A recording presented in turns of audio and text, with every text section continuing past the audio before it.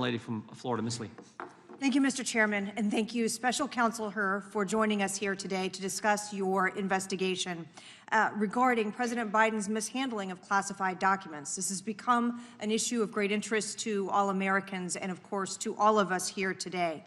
As is outlined in your report, despite the discovery of confidential and top-secret records located in the president's personal residence in Delaware, including in his garage, office, and basement, the department declined prosecution, and my colleagues' questions today have focused on the highlights from your report, specifically referring to President Biden's mental capacity, his willful disregard for the law as a private citizen, and how he would be perceived if presented to a jury of his peers.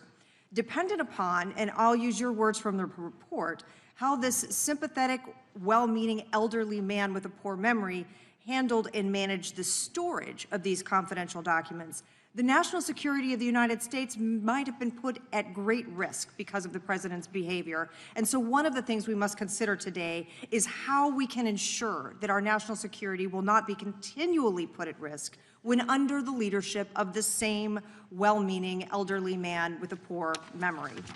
Since the release of the report, to your knowledge, has the Justice Department started to analyze a damage assessment of what may have been disclosed by these documents being mishandled and any ongoing national security risks from the inappropriate storage and retention of the documents? Congresswoman, my understanding is that such a damage assessment is underway in coordination and cooperation with the members of the intelligence community. And do you today, for us, have any information about the status of that investigation or how long it might take to conclude? I do not, Congresswoman. I'd like to turn your attention to a discussion of the distinction between proving the underlying elements of an offense and the concept of an obstruction of justice charge.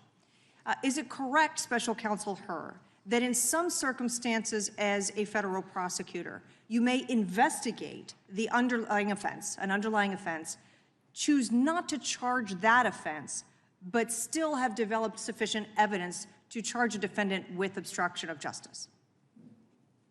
I think as a matter of law, theoretically, that could occur. I can't bring to mind specific examples of that happening, but I suppose that if that were to happen, it would be a more difficult case to try from a prosecutor's perspective. The elements are distinct, though, are they not? They are distinct elements. And isn't it similar to a case where a federal prosecutor undergoes an investigation and ultimately doesn't pursue the original charge they were investigating, but during the course of the investigation concludes that a false statement was made to a federal law enforcement officer and brings a charge under 1001? That could happen. Yes. And again, there too, the elements would be different. Correct. And in reaching your final decision related to the declination or the recommendation to decline prosecution, you considered both the underlying elements of the offenses at issue and also the principles of federal prosecution. Is that right? Correct. Okay. Now, the principles of federal prosecution, those are things that may vary case to case. Is that right?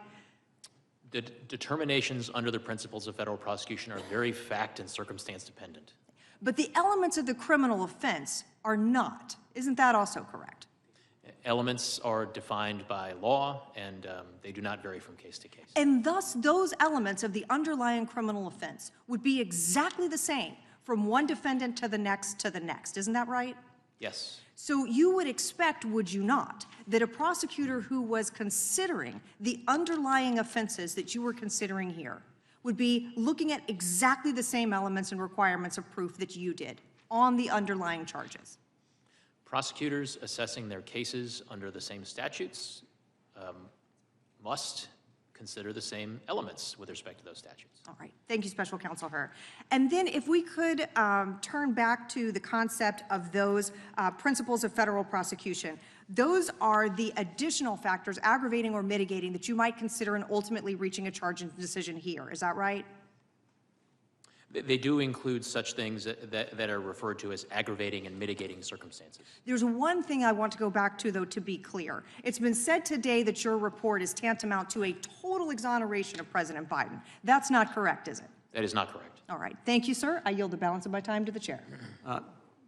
Gentlelady is back. The chair now recognizes the gentlelady from North Carolina.